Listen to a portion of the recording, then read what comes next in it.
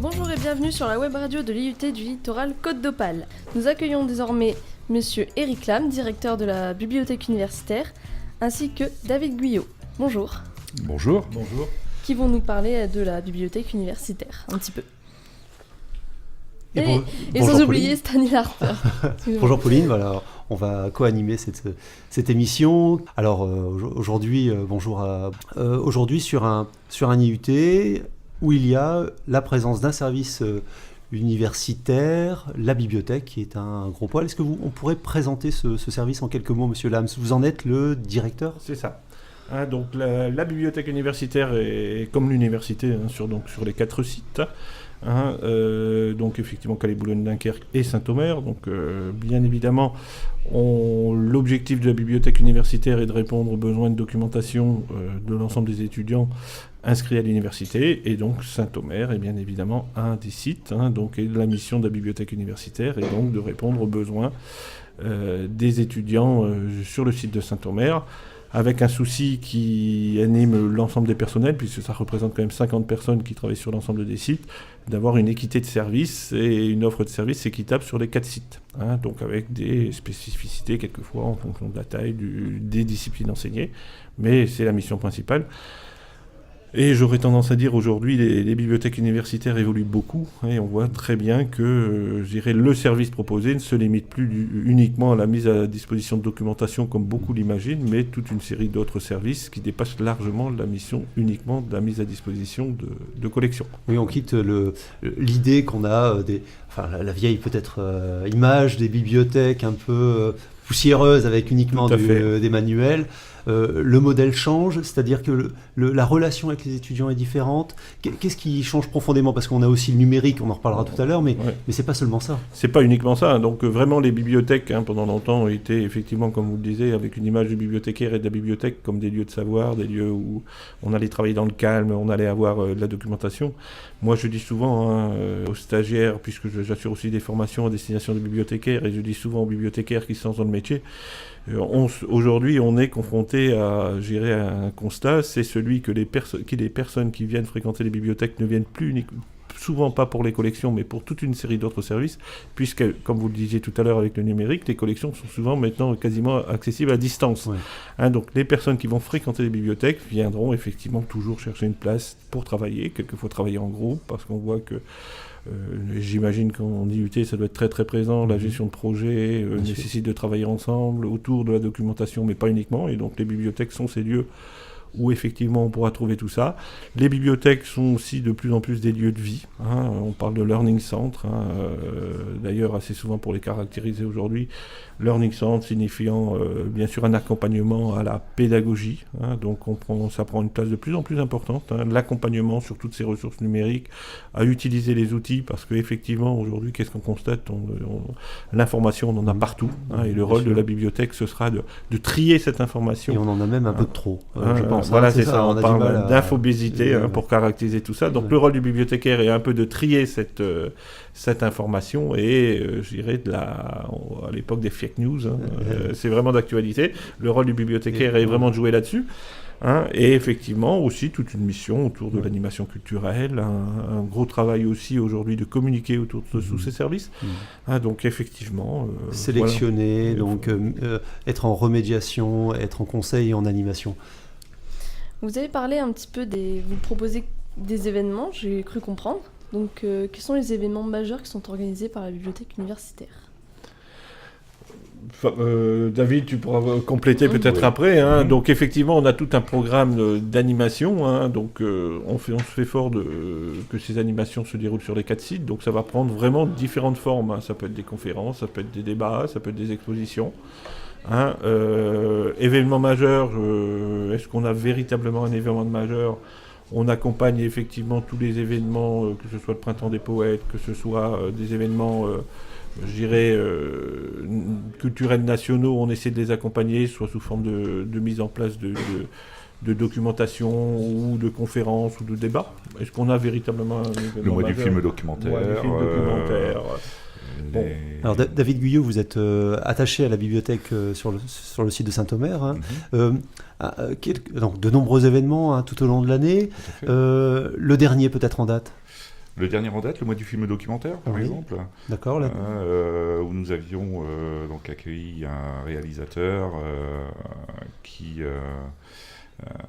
a permis justement d'effectuer un programme de rencontre avec le département GACO, ainsi que les MTL qui étaient présents et ont pu participer à cette... La thématique peut-être de ce mois du film documentaire Alors on a régulièrement, l'année dernière on avait l'idée de travail. Alors cette année c'était le tourisme dans la région. Le tourisme, oui tout à fait. C'était sur le tourisme dans la région. D'accord, donc d'où l'intérêt pour les étudiants métiers du tourisme et des loisirs d'assister et d'écouter. C'est pas toujours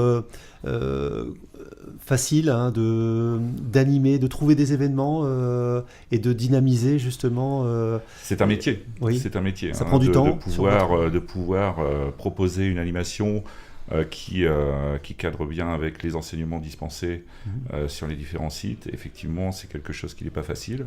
Et il est nécessaire pour ça justement qu'il y ait une participation aussi de l'ensemble des départements pour trouver les éléments nécessaires et proposer le sujet adéquat aux formations. Monsieur Lams, si je peux compléter sur cet aspect-là, j'aime bien rappeler aussi la mission de la bibliothèque, c'est d'être un service d'appui à l'enseignement et à la recherche.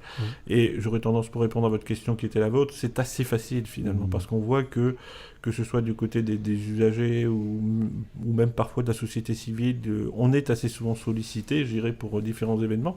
Et j'aurais tendance à dire la difficulté, quelquefois même de trier, et on a mis en place, je vais dire, notamment une charte d'animation culturelle, et on a quelquefois plus de demandes que donc c'est pas difficile de trouver.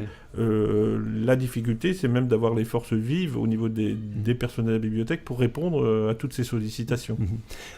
Pour revenir sur les services de la bibliothèque, Pauline, nous on a l'habitude pour la radio et notamment pour les chroniques d'utiliser des services numériques, et notamment quelques sites comme Europress, Pauline, c'est bien ça? Oui. Est-ce qu'on peut faire un petit tour d'horizon des possibilités que l'on offre aux étudiants en matière de ressources numériques ici à l'IUT? Alors, peut-être avant de vous répondre sur cette question-là, on a un gros projet sur la bibliothèque qui est un projet ce sera un jargon professionnel, mais on parle du système de gestion des bibliothèques mutualisées.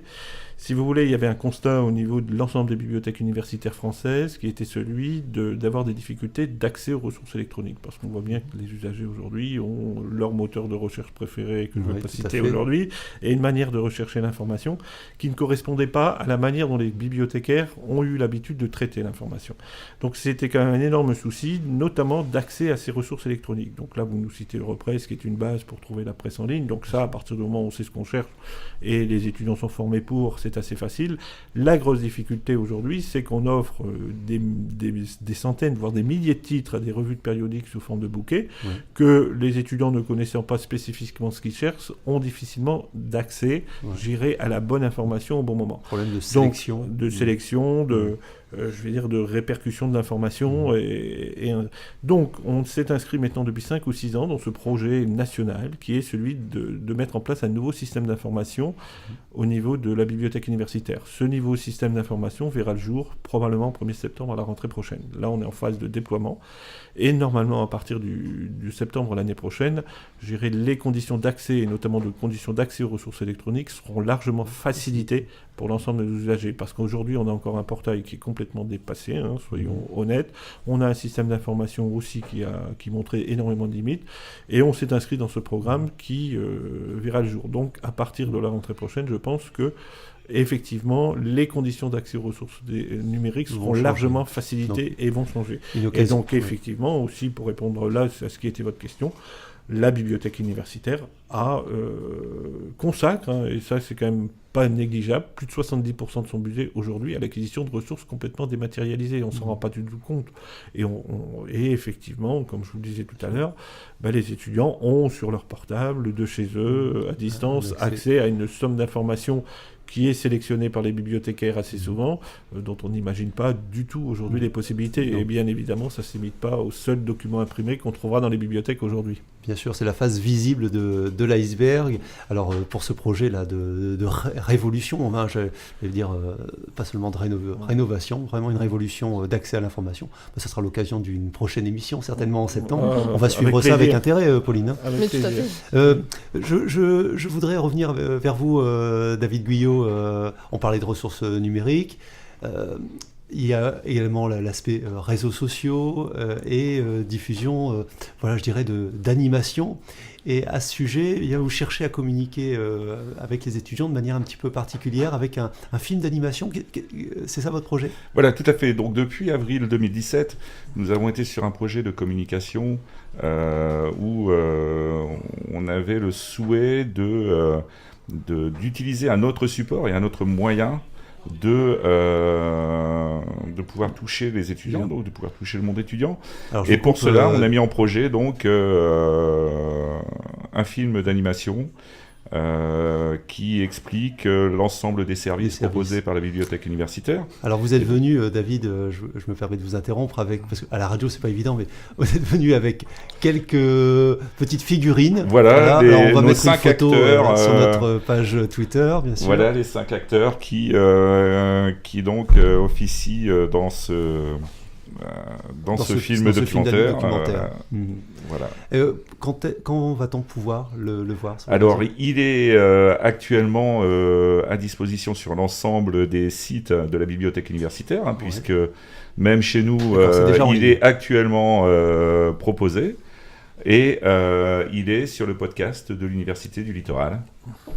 Très bien, donc on va pouvoir consulter ça, Pauline. Tout à fait, et il faut savoir que pour ce film d'animation, le département GACO y a contribué par le biais de la web radio, ainsi que le département GIM pour la partie technique et impression des 5 acteurs de ce film, et l'IPM, le SCOSI, donc de Calais, pour tout ce qui était partie montage et préparation de ce film. Bien, on va pouvoir partager ce nouvel outil de promotion. Une dernière question peut-être, Pauline, avant de terminer notre émission ?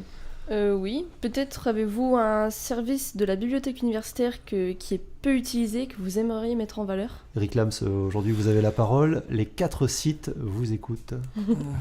Pas facile, hein ? C'est pas facile cette question. Peu utilisé, je sais pas, David, tu as une idée d'un service qui pourrait être peu utilisé ? Alors aujourd'hui, est-ce que il y a beaucoup de services qu'on aimerait mettre en avant, donc effectivement, parce que là où j'insisterai, c'est qu'on travaille en totale transversalité, ce qui est assez peu le cas, parce qu'aujourd'hui les bibliothèques universitaires en France, je veux dire qu'ils sont sur plusieurs sites, c'est plus original. Je veux dire, à la création de l'université dans les années 92, effectivement, être sur plusieurs sites, ça pourrait paraître assez original. Aujourd'hui, c'est plus le cas. Là où on a vraiment beaucoup travaillé, c'est de travailler en totale transversalité. Donc effectivement, que ce soit de la politique documentaire, que ce soit l'animation, que ce soit toute une série de services, je veux dire, notre souci est de le dispenser sur les 4 sites. Donc j'aimerais mettre en avant aujourd'hui, par exemple, au niveau de la politique documentaire, le service des navettes.